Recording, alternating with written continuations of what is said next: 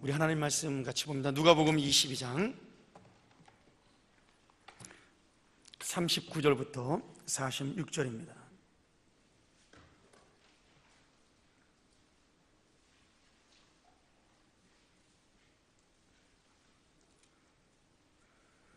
오늘 예수님께서 겟세마네 동산에서 기도하시다 체포되시는 장면이 본문의 내용이죠. 우리 한 절씩 교독하면서 보도록 합니다. 제가 먼저 39절 보고요, 우리 마지막 절 합독합니다. 예수께서 나가사 습관을 쫓아 감람산에 가시매 제자들도 쫓았더니 그곳에 이르러 저희에게 이르시되 시험에 들지 않기를 기도하라 하시고 저희를 떠나 돌 던질 만큼 가서 무릎을 꿇고 기도하여 가라사대 아버지여, 만일 아버지의 뜻이거든 이 잔을 내게서 옮기시옵소서. 그러나 내 원대로 마옵시고 아버지의 원대로 되기를 원하나이다 하시니 사자가 하늘로부터 예수께 나타나 힘을 돕더라. 예수께서 힘쓰고 애써도 간절히 기도하시니 땀이 땅에 떨어지는 핏방울같이 되더라. 기도 후에 일어나 제자들에게 가서 슬픔을 인하여 잠든 것을 보시고 이르시되 어찌하여 자느냐, 시험에 들지 않게 일어나 기도하라 하시니라. 아멘. 네, 감사합니다. 오늘 고난주간 새벽기도 첫날 나오신 여러분 감사드리고요. 혹시 주차하신 분들 계시면은 우리 나가실 때 꼭 번호 우리 그 주차판에 현황판에 적어주시면 감사하겠습니다. 그리고 우리 바로 출근하신 분들, 아침 식사 필요하신 분들은 우리 식당에 김밥이 간단하게 준비되어 있습니다. 우리 같이 또 식사하고 아침에 함께 출근하는 시간 가졌으면 좋겠습니다. 오늘 본문의 내용은 예수님께서 십자가를 지시기 전에 마지막 그가 고난당할 그 모습을 생각하면서 준비하는, 그리고 하나님께 그 고난에 대한 기도를 드리는 모습이죠.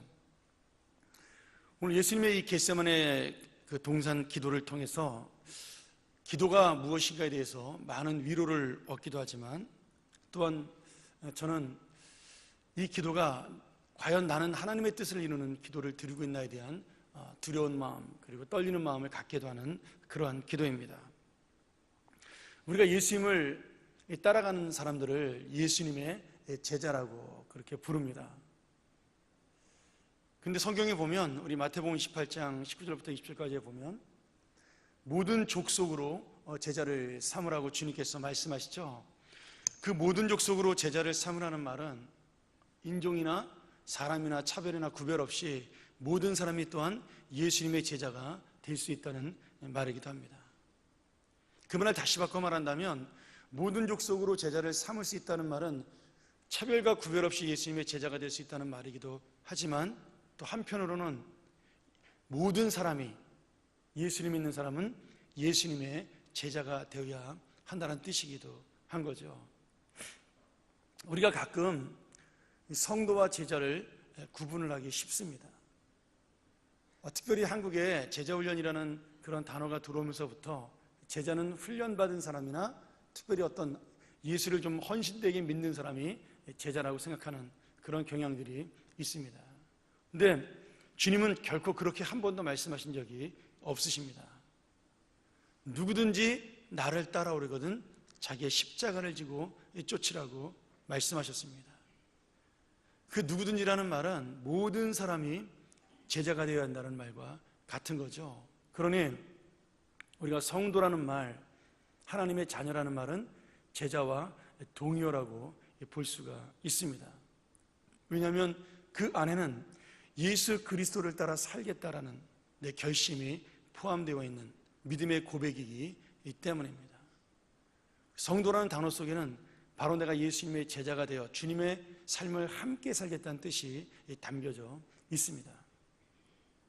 그래서 우리가 예수님을 닮는 그런 생활을 하는 것이 바로 우리 그리스도인의 기본적인 삶의 태도죠.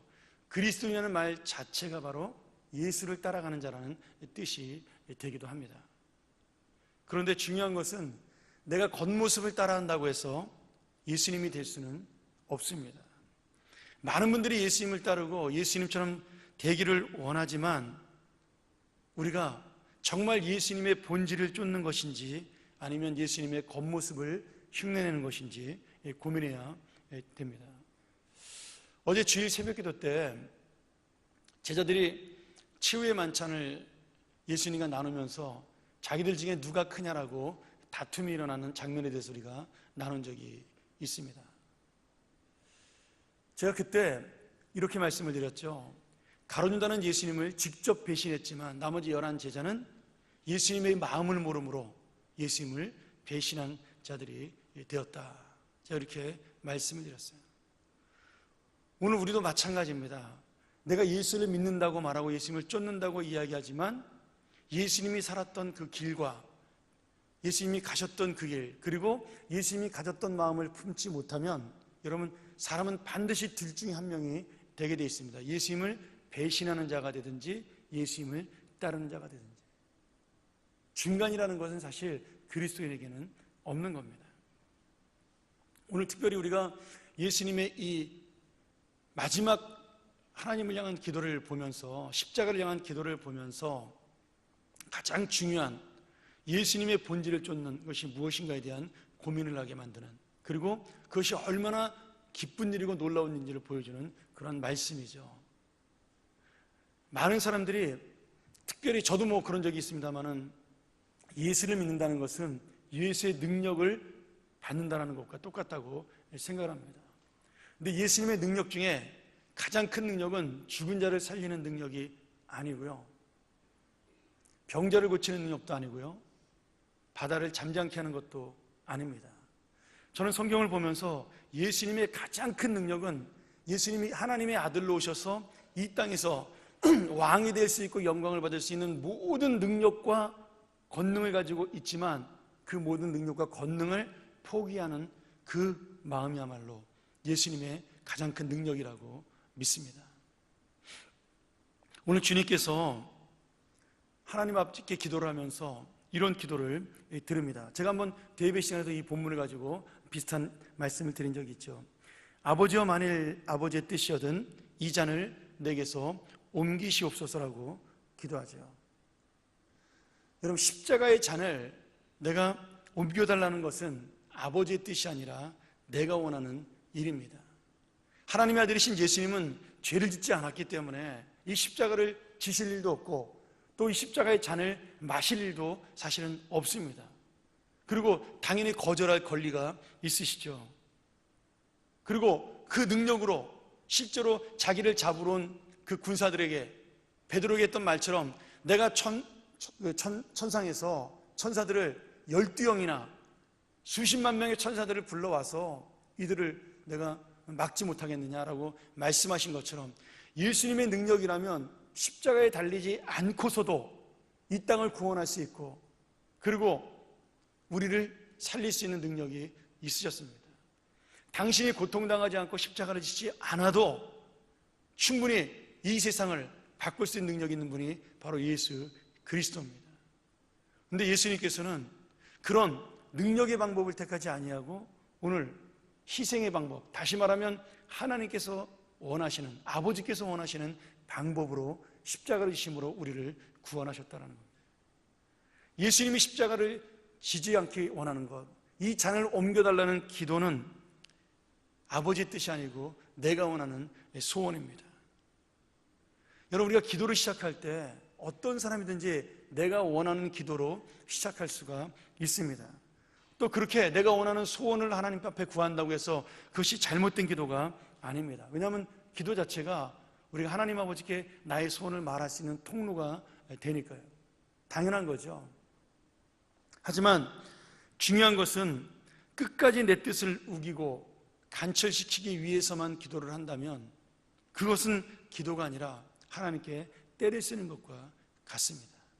물론 하나님께 때를 쓴다고 해서 하나님이 싫어하거나 하나님이 그것 때문에 우리를 미워하시지는 않습니다. 그것조차도 하나님 앞에는 우리가 귀여워 보일 수가 있습니다. 실제로 저도 때 쓰는 기도를 꽤 많이 했습니다.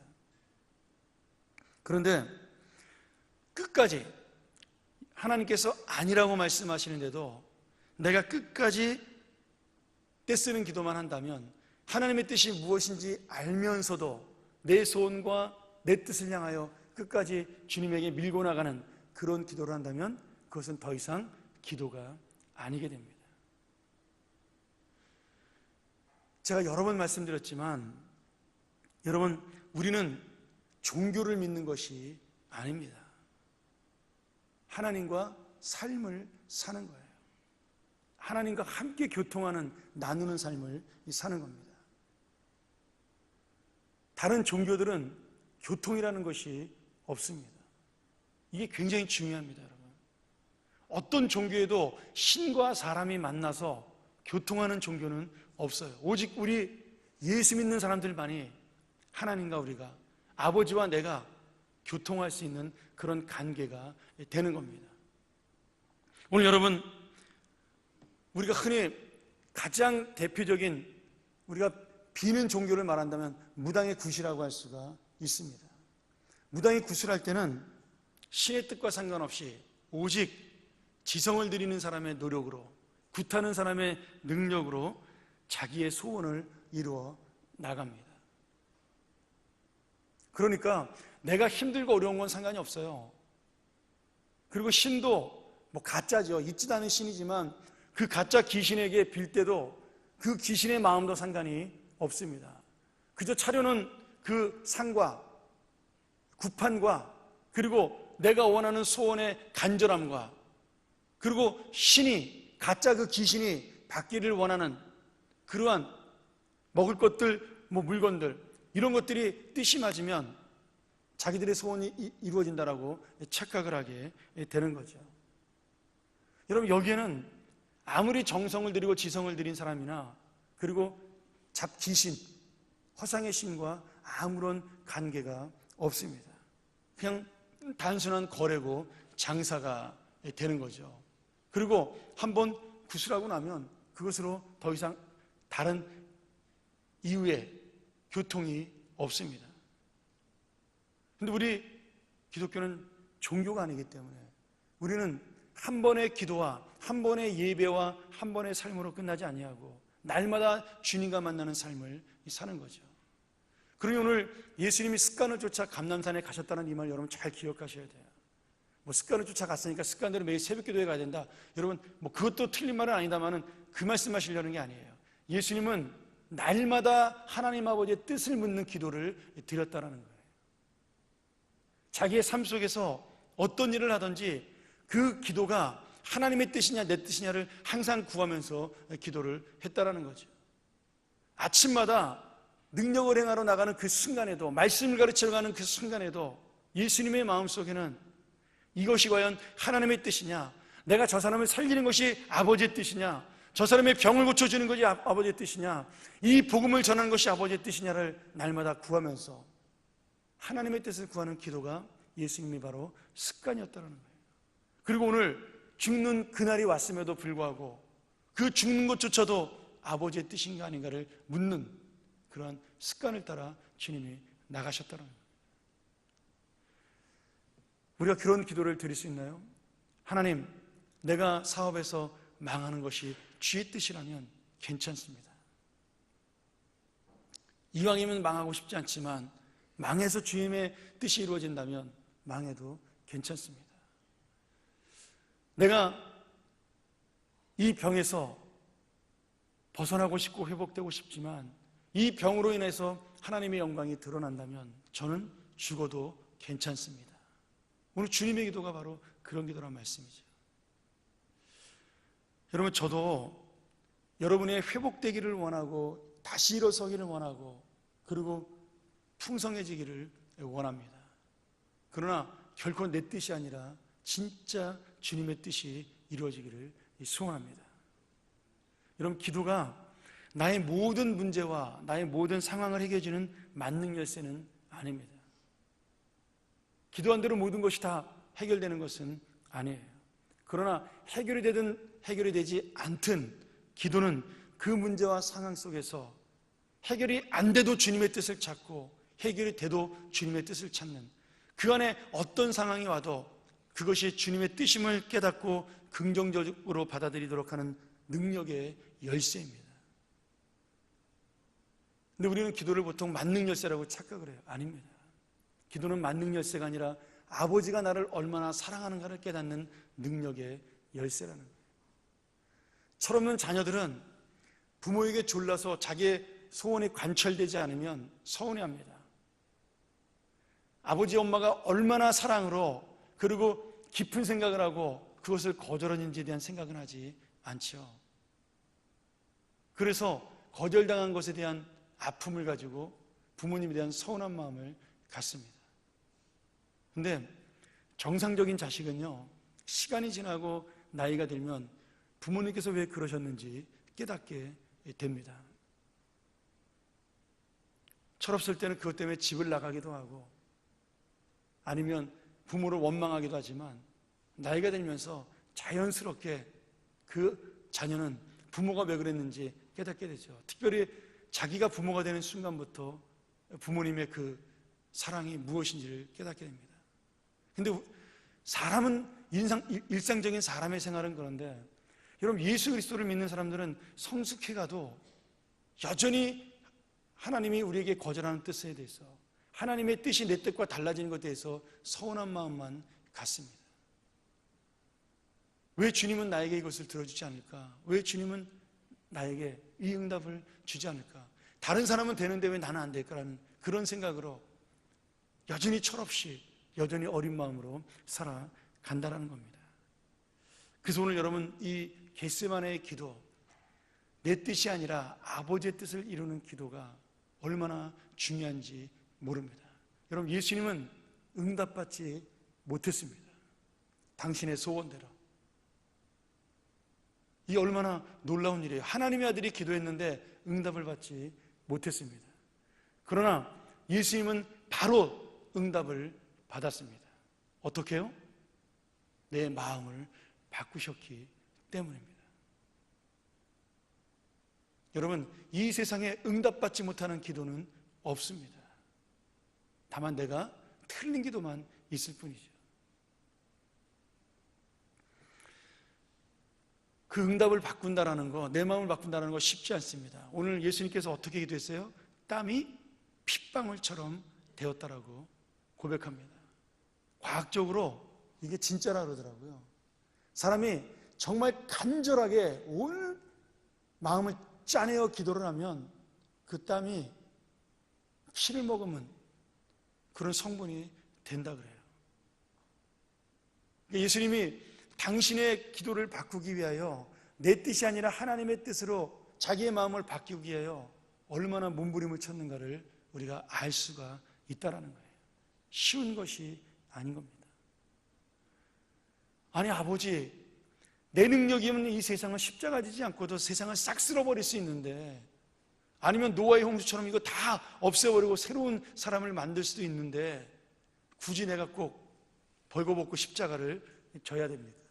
이 복잡한 과정을 거쳐서 내가 이들을 구원해야 됩니까? 아마 예수님 마음속에 그 생각이 들었을 수도 있겠죠. 그러니까 땀이 핏방울이 되도록 그 십자가를 내가 받아들일 수 있도록 주님은 기도하셨겠죠. 그러나 결론은 응답이었습니다. 내가 원하지 않던 십자가가 땀이 핏방울이 되도록 기도한 다음에 드디어 원하는 십자가로 바뀌었습니다. 그리고 예수님 마음에 진정한 평화가 찾아오게 된 것이죠. 여러분, 그것이 바로 참된 기도의 능력이고 응답입니다. 여러분, 우리도 문제를 만나면 예수님처럼 두렵습니다. 나를 희생해야 할 일이 있다면 별로 하고 싶지 않습니다. 내가 아무리 주님의 일임에도 불구하고, 여러분 마찬가지로 예수님도 지금 아버지 일을 하기를 원하는 거잖아요. 내가 주님의 일을 하면서 내가 이렇게 열심히 하는데 왜 나를 도와주지 않아? 여러분, 그 생각을 제일 많이 갖는 게 접니다. 사실은요. 내가 이처럼 하나님의 말씀을 진실하게 전하려고 그러는데 왜 우리 교인들은 여기 이렇게 호응하지 않아? 그런 생각이 들 때가 많습니다. 열심히 주님의 일을 하면 할수록 더 그런 생각을 많이 하게 되죠. 내 마음 같지 않다. 내 마음 같지 않다. 여러분, 그런데 내가 갖는 그 마음이 하나님의 마음은 아니라는 겁니다. 내 마음 같지 않은 그 사람들을 내가 안고 가는 것이 하나님의 마음이라는 거예요. 나보다 낮은 열심을 가진 사람들을 보듬고 그들을 사랑하고 어떻게든지 그들과 손을 잡고 격려하며 함께 가는 것이 주님의 뜻이라는 겁니다. 오늘 예수님이 죽음을 앞에 놓고 결사적으로 기도하고 있고, 그리고 땀방울이 핏방울이 되도록 기도하고 있는데 제자들은 쿨쿨 잠을 자요. 같이 기도하러 와서. 만약 제가 교회 큰 문제를 앞에 놓고 우리 부목사들이랑 같이 기도하러 올라갔는데 나 혼자 그냥 콧물을 흘려가면서 통곡하며 기도하고 있는데 우리 부목사님들이 제 옆에서 쿨쿨 자고 있다면, 뭐 제가 마음이 약해 당장 자르지는 못하겠지만 두고두고 제 마음속에 너 어디 한번 보자 그 생각이 들 거예요. 그렇죠? 근데 오늘 여러분, 예수님은요 한 번, 두 번, 세 번을 제자들을 깨우는데 안 일어나요. 얼마나 예수님이 우습게 알았으면. 근데 예수님이 결국 그들에게 뭐라 그래요? 너희가 마음은 원이지만 육신이 약하다라고 그들을 안습니다. 그들을 안아요. 왜? 십자가를 질 만한 넓은 마음의 응답을 받은 주님은 그들의 그 정도의 그 잘못이나 실수나 그리고 부족함이 주님의 마음을 아프지 않게 하기 때문이었어요. 내가 저런 사람들을 향하여 십자가를 지는 것이다라고 생각을 하게 된 거죠. 내가 저렇게 약한 사람들 향하여 지금 죽게 되었다라고, 죽는다라고 그렇게 생각을 했기 때문에 그것이 미움으로 다가온 것이 아니라 그들을 바라보는 안타까운 마음으로 다가왔다라는 거예요. 그 마음이 어디까지 가죠? 예수님을 잡으러 왔던, 우리가 본문에 읽지는 않았지만 그 뒤에 나오죠. 그 제사장 종이었던 말고가 예수님에게 체포하러 다가왔을 때 급한 베드로가 자다 일어났으니 얼마나 정신없어요. 그러니 자기도 모르게 칼을 뽑아가지고 그 종의 귀를 잘랐습니다. 그때 예수님이 그 잘라진 귀를 다시 고쳐주는 기적을 일으키면서 뭐라 그러죠? 검을 쓰는 자 검으로 망한다고. 그렇게 베드로를 설득을 하시죠.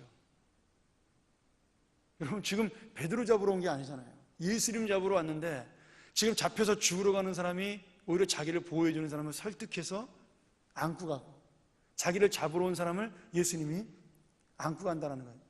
오죽하면 너희들이 나를 잡으러 왔겠냐. 여러분, 잡으러 온 사람들이 무서워서 예수님을 묶지 못하고 머뭇머뭇거렸어요. 예수님의 아마 그 포스라 그러나요? 얼마나 그 아우라가 두려웠으면 그랬겠어요. 예수님이 와서 나를 묶으라 그러잖아요. 저는 그 모든 것들이 어디서 나온 예수님의 여유예요. 누가 잡으러 왔는지, 누가 지금 잡힐 사람인지를 모르는 거예요. 왜요? 이것이 바로 참된 하나님의 뜻을 알고 가는 자의 평화가, 그리고 기쁨과 능력이 그 안에서 나왔기 때문에 그 잡으러 왔던 사람들조차도 예수님의 그 놀라운 영적인 포스라 그래야 되나요? 그것을 보고 두려워 떠는 겁니다. 오늘 사랑하는 여러분, 예수님의 십자가는 결코 원하지 않던 십자가였지만 이 기도 후에 원하던 십자가로 바뀌게 되었습니다. 여러분의 인생이 결코 원하지 않는 인생일 수 있지만 오늘 기도가 마친 다음에 여러분의 인생에 주님이 누렸던 평화와 기쁨이 넘쳐나길 주의 이름으로 소원합니다. 그리고 이 십자가는 고난으로, 고통으로 끝나지 않았습니다. 그 십자가의 고통은 결국 부활의 능력으로, 은혜의 능력으로, 그리고 영생의 능력으로 우리에게 다시 나타나시게 되었죠. 여러분, 주님의 뜻을 따른 마지막 결과가 바로 이 부활의 은혜입니다. 우리가 이 고난 주간에 미리 이 놀라운 주님의 부활, 고난도 우리가 마음속에 담아야 되겠지만 이미 이 고난 속에 임하실 주님의 능력의 부활도 주님의 뜻과 하나가 됨으로 여러분 맛을 보고 돌아가는 이 귀한 시간 되기를 주의 이름으로 간절히 축원합니다. 우리 같이 한번 이 말씀을 기억하면서 기도하고, 그리고 우리가 또 여러분의 개인 기도라고 돌아가도록 그렇게 했으면 좋겠습니다. 여러분, 기도가 내 모든 문제를 해결해주는 만능 열쇠가 아니라고 말씀을 드렸죠. 그러나 기도는 주님의 뜻을 찾고 기뻐하고 감사하여 그것을 받아들이는 평화를 주는 하나님의 놀라운 능력과 무기가 됩니다. 오늘 우리가 그 아버지신 주님 앞에 하나님, 내가 왜 이렇게 살아야 되나요? 내가 왜 이 사람과 함께 살아야 되고, 내가 왜 이 환경을 만나야 되고, 내가 왜 이 어려움과 싸워야 되나요? 그 모든 것들이 여러분 스스로를 위한 주님의 뜻입니다. 십자가를 지는 것이 왜 하나님의 뜻인지 우리는 당장은 알 수가 없습니다. 그러나 부활하신 다음에 제자들을 만나본 그 놀라운 은혜, 그 가운데 제자들은 깨닫게 되었죠. 사람들은 알게 되었습니다. 예수님의 십자가가 왜 있어야 하는지를. 오늘 여러분, 우리의 인생도 마찬가지입니다. 하루하루가 고난일 수 있고 하루하루가 아픔일 수 있습니다. 그러나 그 아픔과 고난 뒤에 오늘 주님께 주실 부활의 은혜와 능력이 있습니다. 오늘 여러분의 인생을 가지고 한번 기도하시길 원합니다.